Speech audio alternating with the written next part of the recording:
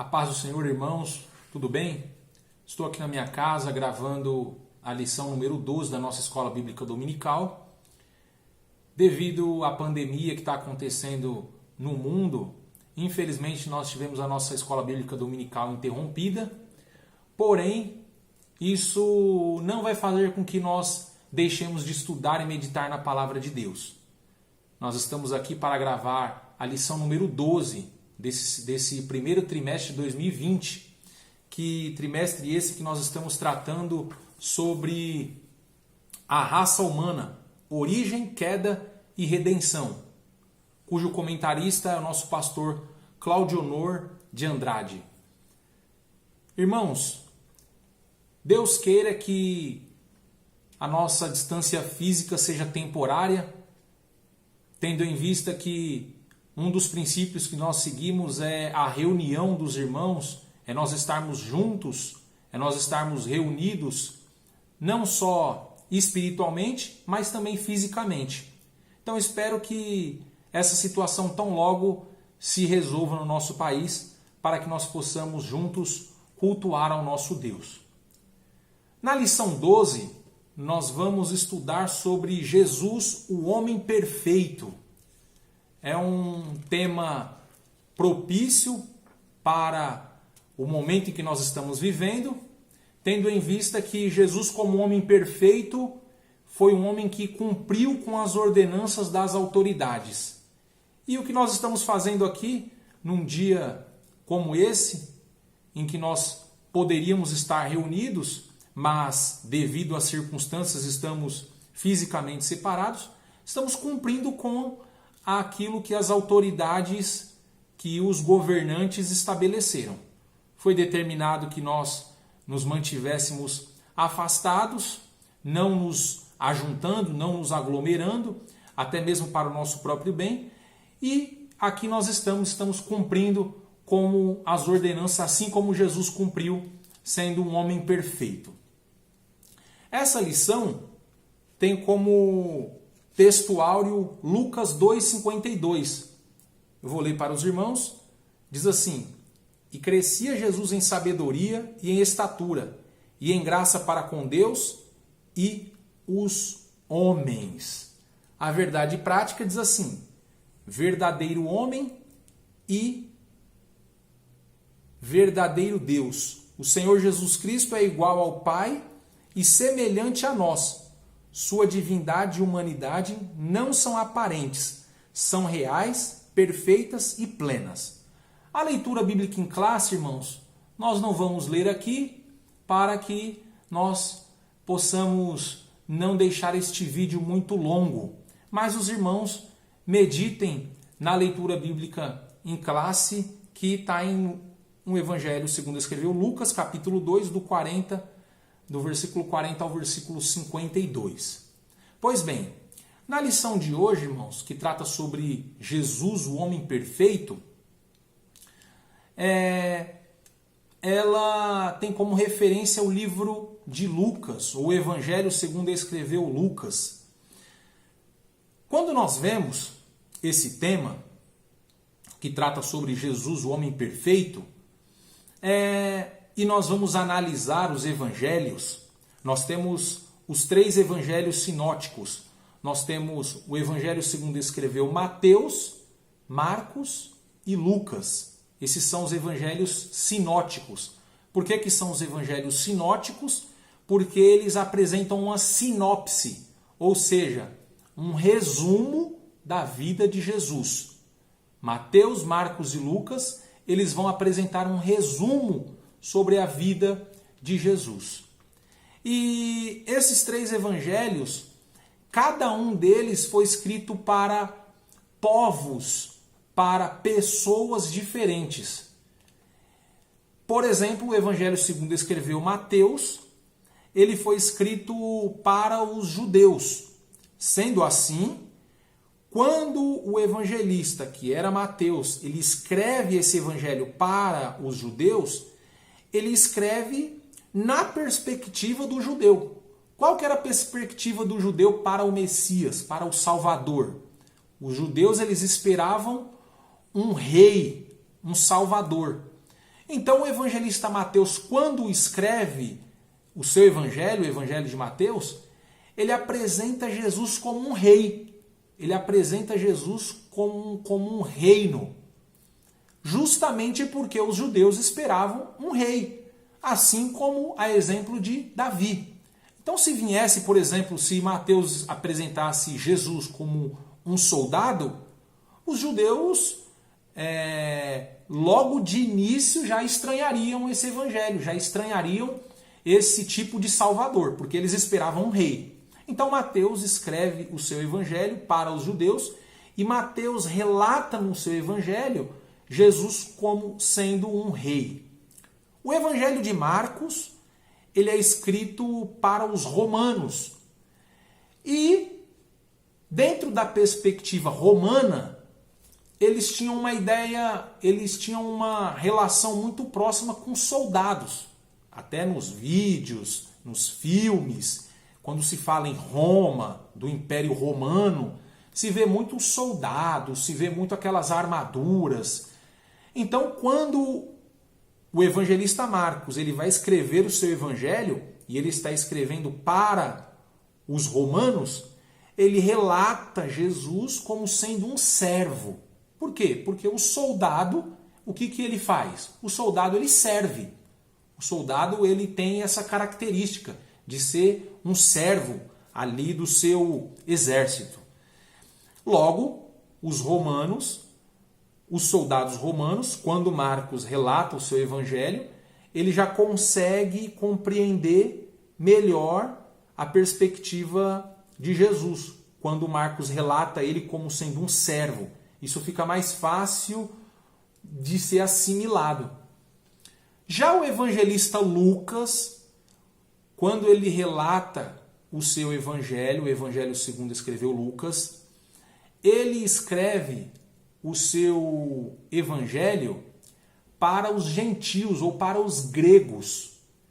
E seguindo essa mesma linha, seguindo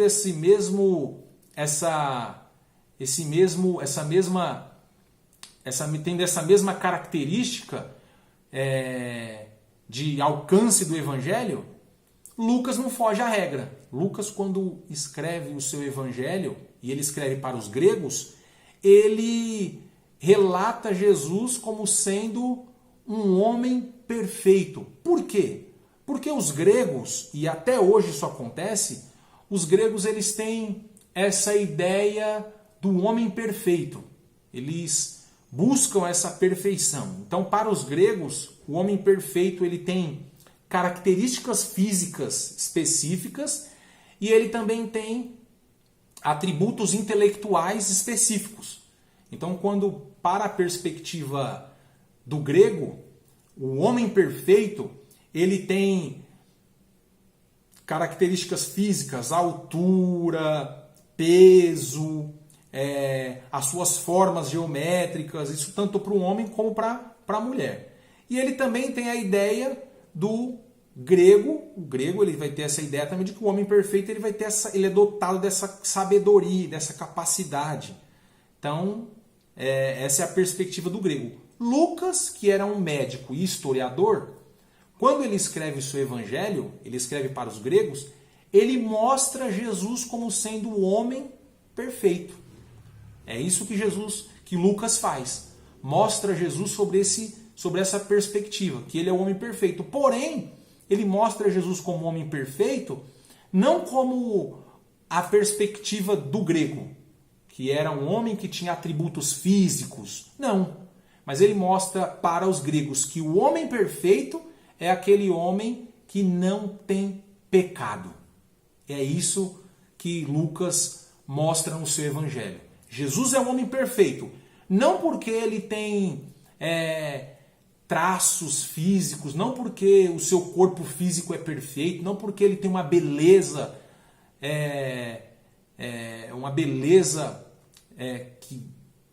única, não. Mas Lucas mostra que Jesus é um homem perfeito porque ele não tem pecado, porque ele é um homem santo, porque ele é um homem justo, porque ele é um homem reto, porque ele é um homem que teme a Deus. E é nessa perspectiva que Lucas mostra. Então, quando a gente vê esse tema, Jesus, o homem perfeito, e o próprio comentarista ele trabalha com o textual e a leitura bíblica em classe no Evangelho segundo escreveu Lucas. Porque Lucas é que traz essa característica, que Jesus é o homem perfeito. Por quê? Porque ele não tem pecado. Já o evangelista João, ele não tem esse propósito de apresentar um resumo sobre a vida de Jesus. João, quando escreve o seu evangelho, ele tem como propósito de mostrar que Jesus é o Filho de Deus. Esse é o propósito de João. O evangelho de João não apresenta um resumo da vida de Jesus. O evangelho de João vai mostrar Jesus como sendo aquele que indica a todos como obter a vida eterna. O Evangelho de João ele tem esse propósito, mostrar para todos como obter a vida eterna. Já os Evangelhos sinóticos eles vão apresentar esse resumo sobre a vida de Jesus. E João, quando ele vai apresentar Jesus como sendo o Salvador, quando ele vai apresentar Jesus como sendo o Filho de Deus, a gente já consegue ver que Lucas ele mostra Jesus como homem perfeito e João mostra Jesus como Filho de Deus. Ou seja, Jesus ele era homem e Jesus ele era Deus. Existe os incrédulos, os ímpios, alguns que negam a divindade de Jesus, eles acreditam até que Jesus ele veio ao mundo, que ele esteve aqui nesse mundo. Porém, eles defendem a ideia de que Jesus não foi Deus, de que Jesus foi meramente um homem com grande influência. Mas a Bíblia nos mostra o contrário, que Jesus ele era homem e que Jesus ele era Deus. E quando Jesus estava aqui na Terra, como homem, a sua divindade ela não foi aniquilada. Jesus ele era homem e Jesus ele era Deus. Ah, Ivan, então ele era 50% homem e 50% Deus? Não. Quando ele estava aqui na Terra, ele era 100% homem e 100% Deus. A gente precisa entender que uma coisa não aniquilou a outra. Simplesmente quando ele estava aqui na Terra como homem, ele só não utilizou dos seus atributos divinos. A gente vê isso em Filipenses, no capítulo de número 2, do verso 5 ao verso 7.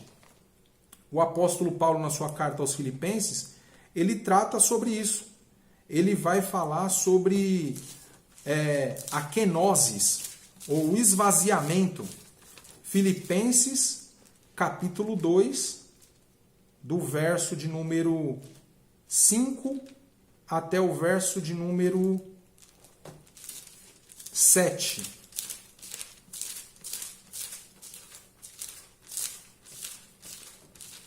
Filipenses 2, 5 ao 7 diz assim: de sorte que haja em vós o mesmo sentimento que houve também em Cristo Jesus, que sendo em forma de Deus, não teve por usurpação ser igual a Deus, mas aniquilou-se. Esse aniquilou-se esvaziou-se, despojou-se a si mesmo, tomando a forma de servo, fazendo-se semelhante aos homens. E aqui tem uma observação. Aqui a gente chama de kenosis. Ele se aniquilou-se, tomando a forma de servo. Ele se esvaziou. E nesse esvaziamento dele, ele se tornou servo, fazendo-se semelhante aos homens. Aqui, percebam que não está igual aos homens, está semelhante aos homens. Qual que é a diferença? Semelhante e igual. Igual, né? Ele teria as mesmas características, nada mudaria do homem. E semelhante é parecido. Não é idêntico, é parecido. E por que ele é semelhante? Porque ele vai ter uma característica. Aquilo que ele vai ter de diferente dos outros homens é que ele foi formado por obra e graça do Espírito Santo.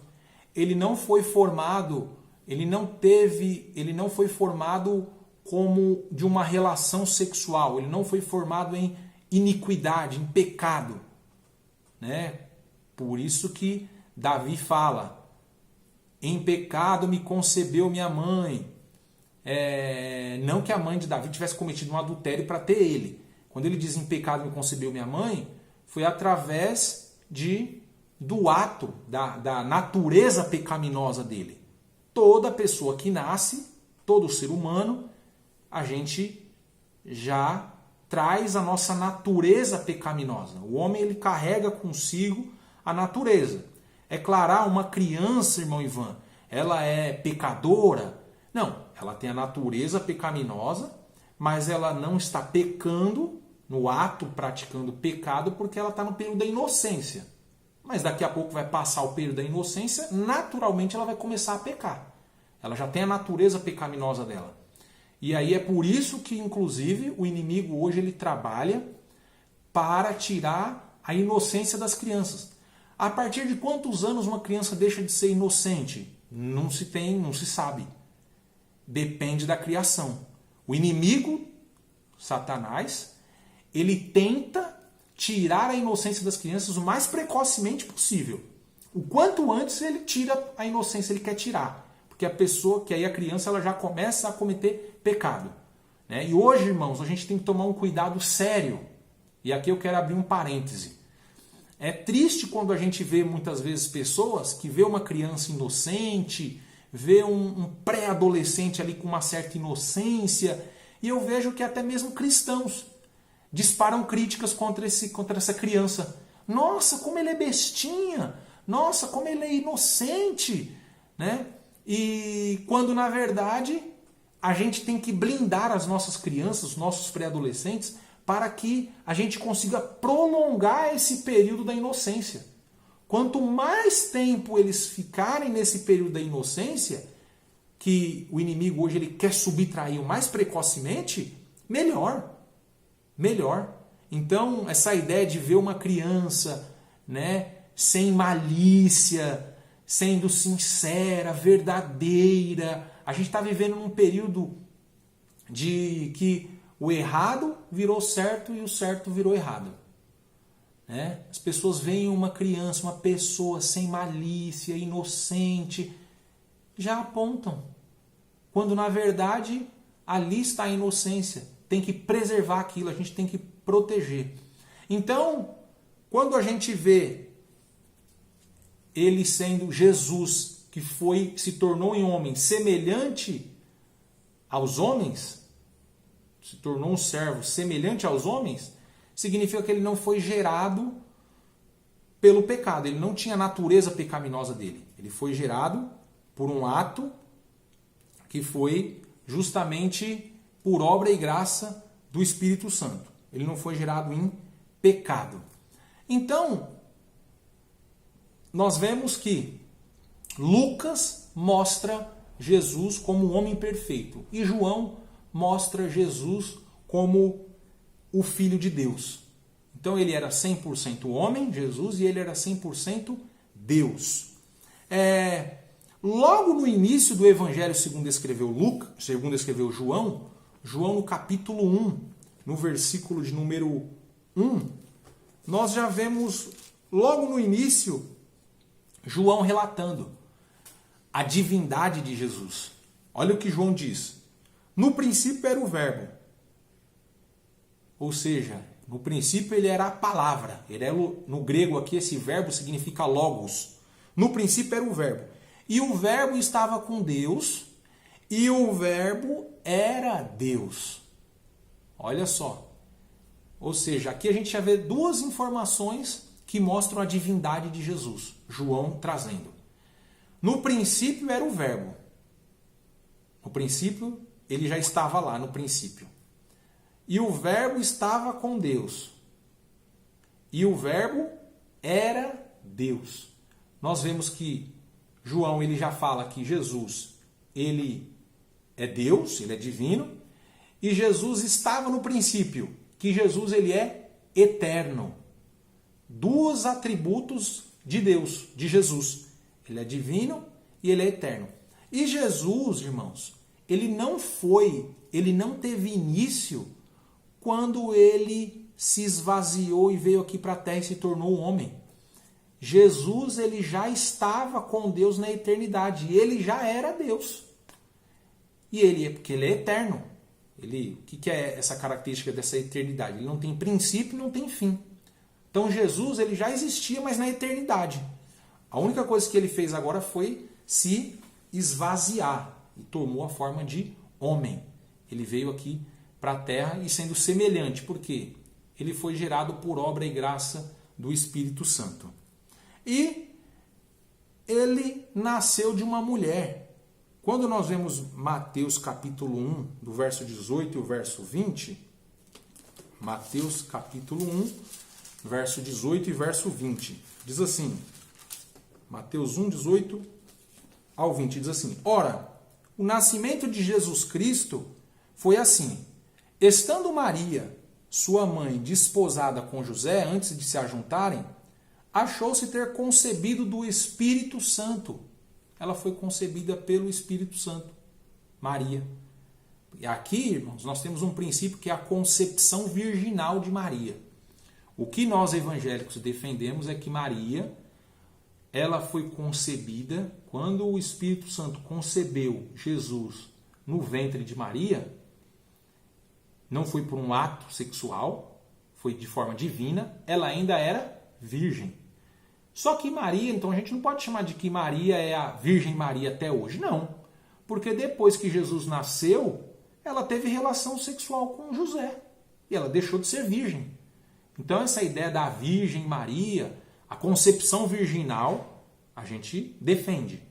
Porque ela ainda era virgem quando ela ficou grávida do Espírito Santo. Que é o que o texto diz. Ter concebido... Achou-se ter concebido, ou seja, grávida, do Espírito Santo. Verso 20, primeiro de Mateus 1. Projetando ele isso, eis que em sonho lhe apareceu um anjo do Senhor, dizendo, José, filho de Davi, não temas receber Maria, tua mulher, porque o que nela foi gerado é do Espírito Santo.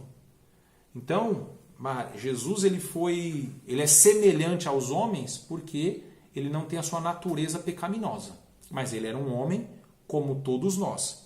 Tanto Jesus era um homem como todos nós, Lucas capítulo 2, que é justamente o nosso texto áureo, vai mostrar todas as características de um homem.